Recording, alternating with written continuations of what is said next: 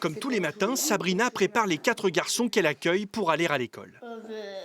7 heures debout, on se prépare nous et après on réveille les loulous et on les prépare. Et la journée elle commence 100 à l'heure. Et c'est ça tous les jours? Tous les jours. Alors le week-end c'est un peu plus tranquille. Hein. Âgés de 3 à 9 ans, ils appellent Sabrina Tata. Elle exerce cette profession pas comme les autres depuis 10 ans. Elle a accueilli en tout une quarantaine d'enfants de façon pérenne ou en relais. Aujourd'hui, elle ne décolère pas. Le département lui demande de signer un avenant à son contrat de travail. Il y est notamment question d'une modification de la prime de départ à la retraite. Dans l'ancien contrat, elle était établie en fonction des 6 meilleurs mois de salaire, mais le calcul pourrait changer.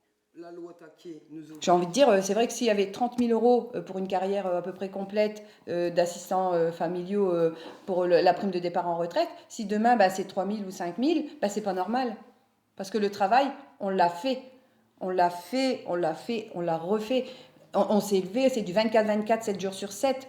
Moi, j'ai envie de dire, beaucoup de gens disent « Ah, c'est facile, c'est facile ». Ben non, en fait. « Ah, ben oui, mais tu dors, t'es payé ». Ben oui, mais non, en fait. Quand le loulou, il se réveille 5, 6, 7, 8 fois dans la nuit, tata, elle se lève. Sabrina n'est pas la seule à dénoncer cet avenant. D'autres assistants familiaux ont manifesté devant la maison du département à Béthune jeudi dernier. La pause de congé est source de tension, tout comme la rémunération.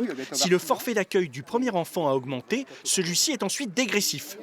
Entre le 3e et le 4e, une personne qui a 4 accueils, pour le 4e accueil, il perd 20 heures SMIC par mois, donc plus de 200 € pour le 4e accueil.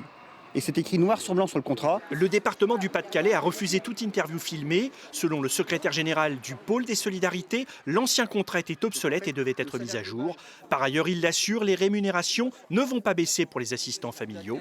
Néanmoins, Sabrina et ses collègues demandent davantage de garanties avant de signer cet avenant.